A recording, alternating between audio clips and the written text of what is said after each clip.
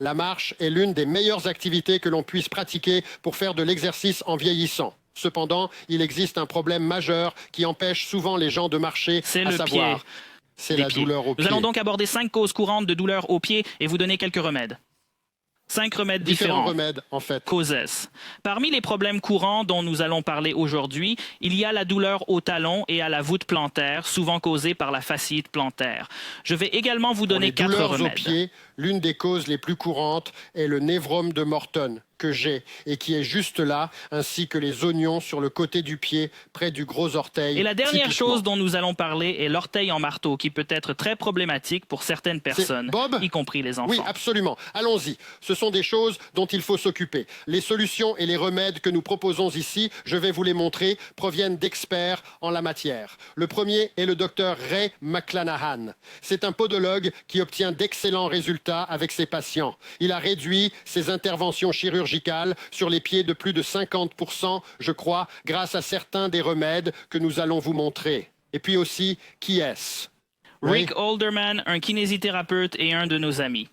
Bien, nous allons maintenant vous montrer les points forts de leur traitement que nous pensons être les plus efficaces. Si vous voulez entrer dans les détails, vous pouvez aller voir Bob et Brad et voir les vidéos ainsi que les podcasts pour avoir tous les détails. Passons au premier. Nous allons commencer par la fasciite plantaire, probablement la plus courante. Ensuite, nous aborderons les autres pathologies. Bon, un des principaux symptômes de la fasciite plantaire est le fait de se lever du lit, de mettre du poids sur le pied, et c'est très douloureux. C'est pourquoi, avant de sortir du lit, il est conseillé de masser et d'étirer le pied. C'est très simple. Il suffit d'utiliser les pouces pour faire travailler le fascia qui va du talon aux orteils. Nous allons effectuer des mouvements circulaires et nous voulons aller en profondeur. Il ne s'agit pas d'un massage superficiel. Vos pouces vont se fatiguer, ce qui signifie que vous allez suffisamment en profondeur. J'aime bien l'évasement, qui consiste à écarter les tissus comme ceci et à les enfoncer profondément pour les sentir.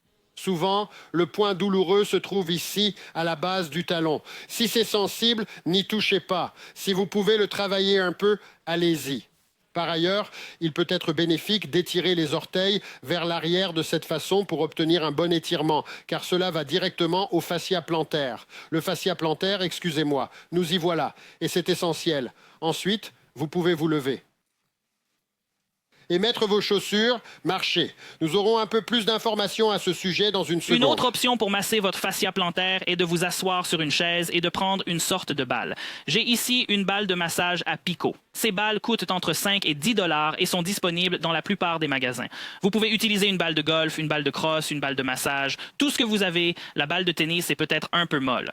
Cela peut convenir au début, mais il faut quelque chose d'un peu plus agressif pour la suite. Placez-la sur le sol comme ceci et faites-la rouler d'avant en arrière. Vous trouverez des points sensibles dans vos jambes. Personnellement, plus la circonférence de la balle est grande, moins elle peut s'enfoncer. Si j'utilise une balle de golf, par exemple, je peux vraiment m'enfoncer. Elle est aussi beaucoup plus ferme. Allez jusqu'à la voûte plantaire, partout où vous le sentez. Vous pouvez commencer par une légère pression si vous êtes très sensible et, avec le temps, vous penchez vers l'avant Nous et allons augmentez parler la de pression. l'utilisation d'un pistolet de massage, car beaucoup de gens en ont un de nos jours. Nous en parlerons plus en détail à la fin de la vidéo, alors si vous voulez en savoir plus à ce sujet, restez avec nous. Ensuite, si vous ressentez beaucoup de douleur en sortant du lit lorsque vous mettez du poids dessus et que vous boitez un peu et qu'après un certain temps, ça se détend, la chose que vous pouvez faire est d'utiliser une attelle de nuit. Mike va nous en parler. Il en a fait l'expérience. Arrêtons-nous ici jusqu'à ce qu'il soit sur le lit. L'attelle de nuit prêt est à donc une partir. bonne option. Il s'agit en fait d'une attelle que l'on porte sur la cheville la nuit pendant que l'on dort, tant que l'on peut la supporter. En général, lorsque nous dormons, si vous regardez ma jambe gauche ici, les gens sont souvent en flexion plantaire où leurs orteils pointent vers l'extérieur. Lorsque cela se produit, les muscles du mollet se raccourcissent, ce qui tire sur le talon d'Achille, qui peut également se raccourcir et tirer sur le fascia plantaire. Il s'agit d'un seul et même système connecté. Si vous portez une attelle de nuit, vous pouvez voir que mon pied est dans une position plus neutre. Cela empêchera ce raccourcissement de se produire. Ainsi, lorsque vous vous levez, généralement le matin, vous n'aurez pas de douleur dans le fascia plantaire et vous pourrez commencer à marcher immédiatement. Lorsque vous mettez ces chaussures, vous remarquerez que je suis en position neutre. Il ne faut pas tirer si fort que vous sentiez un étirement, car vous ne pourrez pas dormir et ce sera inconfortable. Souvent, lorsque les gens portent ce type d'appareil la nuit, au début, vous ne pourrez probablement pas le porter toute la nuit. Vous vous réveillerez et votre pied sera probablement un peu raide parce qu'il n'est pas habitué à rester dans cette position aussi longtemps. Rick suggère donc que si vous vous réveillez au milieu de la nuit ou si vous allez aux toilettes à votre retour, essayez de la mettre et de la porter parce qu'il est plus important de l'avoir au réveil que pendant la première moitié de la nuit. Très bien, passons au point suivant. Nous allons maintenant nous occuper du névrome de Morton, des oignons et de ce genre de choses. Allons-y, les chaussures sont vraiment essentielles et le docteur Ray McClanahan en parle en détail. En fait, lorsqu'il reçoit un patient qui a des problèmes de pied, il lui demande de se procurer des chaussures appropriées. Sinon, il ne travaillera pas avec lui s'il refuse de le faire. C'est dire l'importance de la chaussure. Le plus important est la largeur de la boîte à orteils. En d'autres termes, l'avant-pied doit avoir suffisamment d'espace pour pouvoir s'étaler au lieu d'être pincé et que les orteils soient poussés l'un contre l'autre dans cette formation pointue et vous verrez exactement ce que nous voulons dire. Nous avons ici une chaussure traditionnelle puis une chaussure à large boîte à orteils. Pouvez-vous vous accrocher à ça, Mike? Regardez ça. Elles pointent ensemble. Vos orteils sont en fait poussés l'un contre l'autre. Cette chaussure permet aux orteils de s'écarter, d'avoir de l'espace pour travailler et faire ce qu'ils ont à faire. En fait, nous les avons ouverts pour que vous puissiez mieux voir ce qui se passe à l'intérieur de la boîte à orteils. La plupart de ces chaussures sont également dotées de ce que l'on appelle un zero drop. Cela signifie que le talon du pied et l'avant-pied sont à la même distance du sol. Si vous regardez ces vieilles chaussures ordinaires, vous pouvez voir que le talon est plus élevé que l'avant-pied. Cela peut en fait raccourcir le muscle du mollet et causer des problèmes comme la fasciite plantaire et des mollets serrés. Vous ne pouvez pas les montrer avec ça. Vous pouvez voir que le niveau est cohérent sur cette coupe et vous pouvez clairement voir que le talon est plus élevé. Ne vous inquiétez pas trop à ce sujet.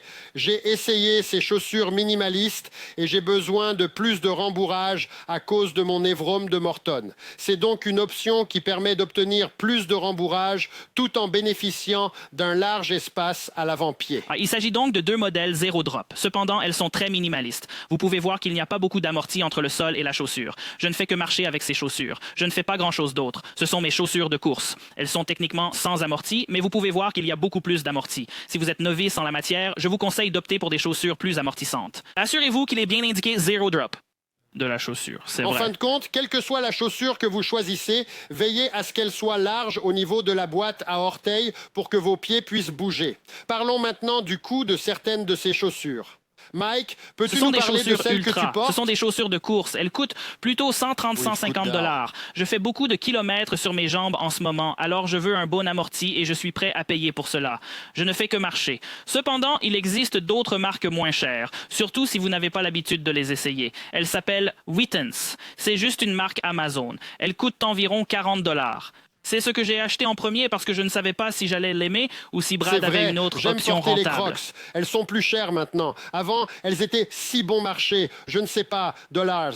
Mais elles sont géniales. Beaucoup d'espace pour les orteils. Faciles à chausser et à déchausser. Parfaites pour le temps qu'il fait. Si elles sont mouillées, elles se nettoient facilement. C'est ce que je porte pratiquement tout l'été, l'automne et le printemps à la maison. C'est Anaheim qui a suggéré ces chaussures. C'est vrai.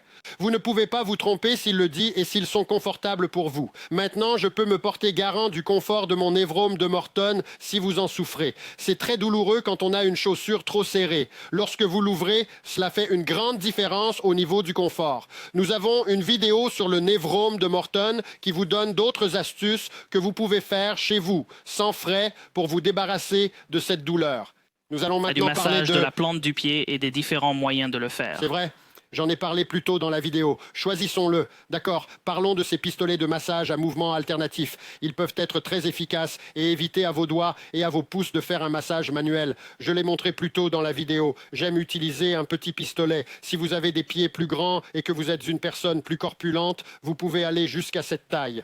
Mais je vais utiliser une tête ronde ici et je vais vous montrer le gros avantage. Les deux modèles sont dotés d'une tête ronde. Celui-ci a une tête à air. Elle est plus douce. C'est peut-être une bonne option. Tout d'abord, voici un C2 Mini. C'est un pistolet de massage Bob et Brad. C'est un pistolet merveilleux. Je l'aime beaucoup. Et il existe depuis des années. Le test du temps est passé. Maintenant, je peux travailler en ligne droite, mais c'est généralement ce que je ne fais pas.